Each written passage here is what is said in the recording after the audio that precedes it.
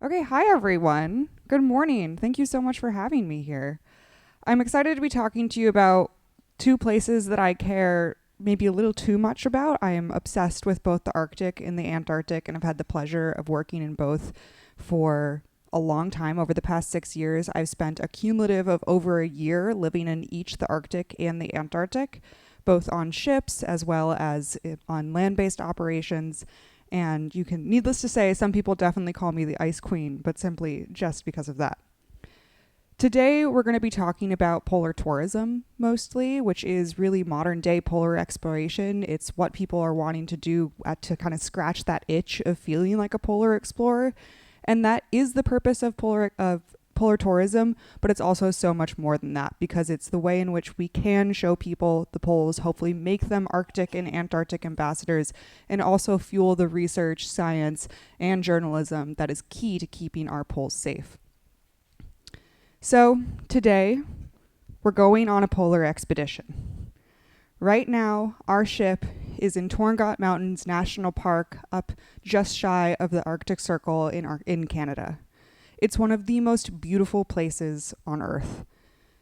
And going to these places really does change you. People call it the polar bug or the Arctic bug, something like that, where you go and all of a sudden you've got it.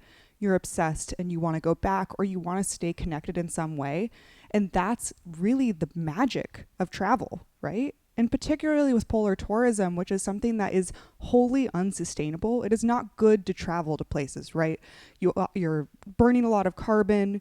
You're maybe leaving trash behind, even if you don't mean it. So what I've been working on is how do we make it as positive impact as possible while recognizing it will never be fully sustainable, as well as fueling that research journalism and working to bring the poles to the people that maybe will never be able to go as well. So a little background on me. Okay, gosh, where do I even begin? About 6 years ago, I had an incredible opportunity to go write guides to Inuit culture, cuisine, and art in the Arctic. I went aboard a ship that was a polar tourism vessel and wrote these one-page guides that with the goal of making this culture, which was so different from those people visiting, a little more accessible. It was truly an incredible opportunity, and like I said before, I caught the bug. I became obsessed with these regions and made it my duty to protect them and also just tell people about them and be an activist. From there, I ended up having a really wonderful relationship with the company for which I was doing that research, and I ended up staying on board and doing logistics for them. Basically, what happened is I had stumbled into knowledge of polar logistics, and I started to package that as a skill set.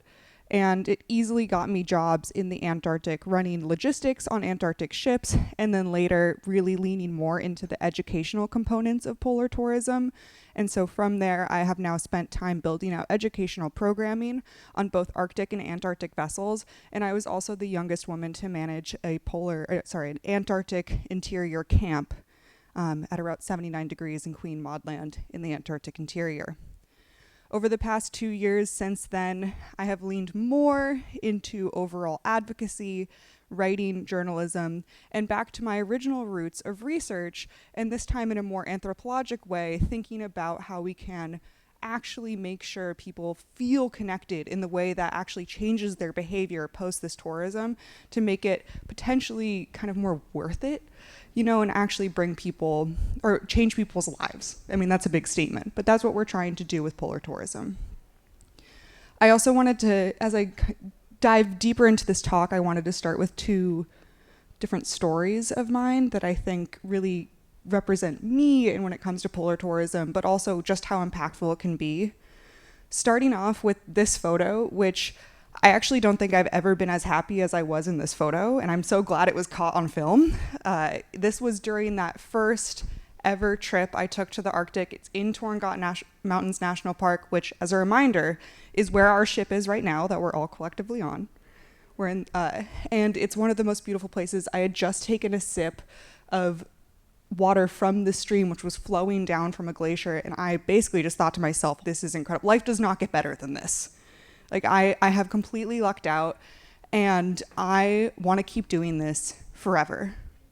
Flash forward to this past summer. I was on a ship going to the North Pole, and yes, my fun fact is that I have been to both the geographic North and South Poles.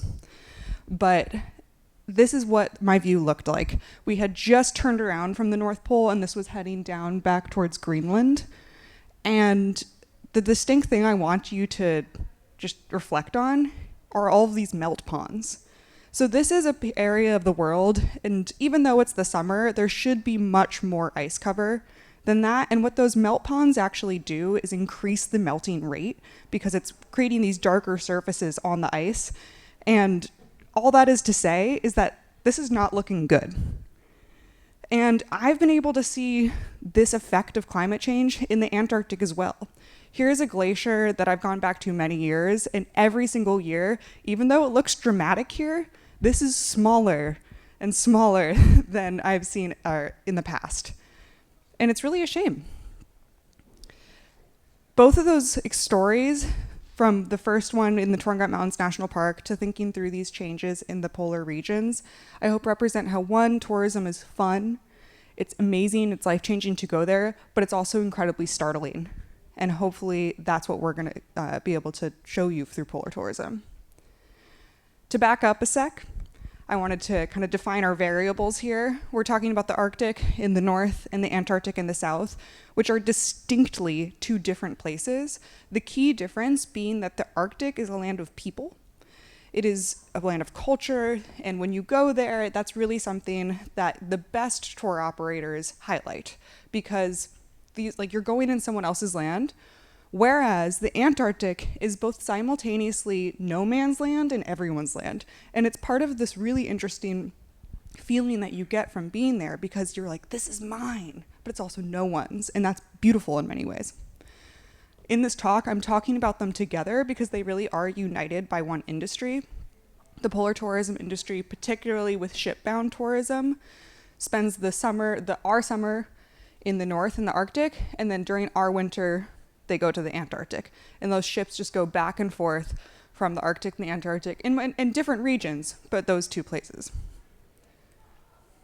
Another key difference, and one of my favorite fun facts, is the wildlife. In the Arctic, you have bears. In the Antarctic, you have no bears. I say it like that because the Greek term arctos actually means bears. So literally, it is bears and no bears. And one of the easiest ways to remember the differences. Also, the Antarctic is where you have penguins, not the Arctic. So what have we been seeing in these regions? Well, you all know this to be true.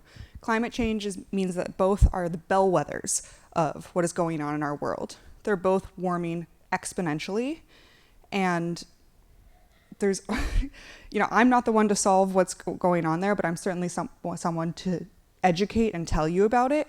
And polar tourism is one way in which we can really drive this point home that these places are changing at a rapid rate. And it looks something like this. Again, those melt ponds where this should be solid ice, this is actually crossing from Arctic Canada into Baffin Bay, or in Baffin Bay over into Greenland. Again, our ship is now moving into Greenland. And it's sad to see, it's incredible to see, like this view is amazing, but it's sad to see. And it invites this concept of last chance tourism. So there's this exponential increase not only in warming, but also in people going to the polar regions. The numbers don't lie. In the past decade, Arctic tourism has increased 300%. And this past year was the first year that the Antarctic saw over 100,000 tourists go to it. That's insane. In fact, actually, this last year in the Antarctic, I saw my first traffic jam. There's this beautiful channel in the Antarctic called Le Maire. It's truly stunning. There's, these huge mountains that you can go through this really narrow tunnel through. And there was a backup of 5 cruise ships where we just waited all day in order to pass through. Like, insane. Like, I can't even imagine that. I couldn't have imagined that happening 3 years ago. And all of a sudden, there were all of these ships. And it's not just ships. This is generally what it looks like. While this example is the Antarctic, the same applies to the Arctic. There are small ships, yachts, up to 12 passengers, yachts, and then small ships, which is what we're on. Again, we're on a little ship. Now we've made our way down to the Antarctic. Large ships with over 500 passengers, meaning you can't go ashore, and then some deep field land-based operations, but those are both few and far between and also incredibly expensive. That is to say though, this kind of tourism is generally very expensive. So we're in the Antarctic now. You're probably expecting to see things like this, beautiful, pristine Antarctic landscapes, but you'll probably also see things like this, where you really get that contrast of the human element in this, amazing landscape makes it feel like we're really not supposed to be there. But that's what tourism is too. You get that same feeling in the Galapagos and other natural places you go to. Anyway, as we continue on our tour, we'll see tons of penguins. In the middle, there's a leucistic penguin, which is kind of like an albino penguin. They're few and far between as well. And then maybe you'll get ashore to go on hikes. Okay, I've described polar tourism to you. I want to dive a little more into my work because I'm not just a polar guide. I also do polar journalism, research, and advocacy, and I want to describe some of the projects I've been working on. So first off, this past summer, I was representing the Arctic Research Foundation as a polar journalist, as well as researcher, and I was going as a science communicator alongside these scientists going to the North Pole. Featured here, we're doing ice coring and water sampling in order to look for climate change and overall temperature shifts throughout time, as well as things like microplastics, as we heard before, in the waters in the north. Beyond my work with the Arctic Research Foundation, I've got a lot going on, and I can't wait to tell you about it. So first off, polar communicator, which I do not only through the Arctic Research Foundation, also with Climate and Capital, EcoWatch, and Arctic Today, where I've been writing about not only polar tourism, but what we've been seeing in the poles. Just below that is the Polar Collective, which is how we put real science in the hands of tourists. This is a citizen science initiative where we're connecting the tourists on these vessels with databases all over the globe for things like whale monitoring as well as water sampling. And then these two symbols on the right really represent more of the hard research I'm doing into Arctic and Antarctic tourism.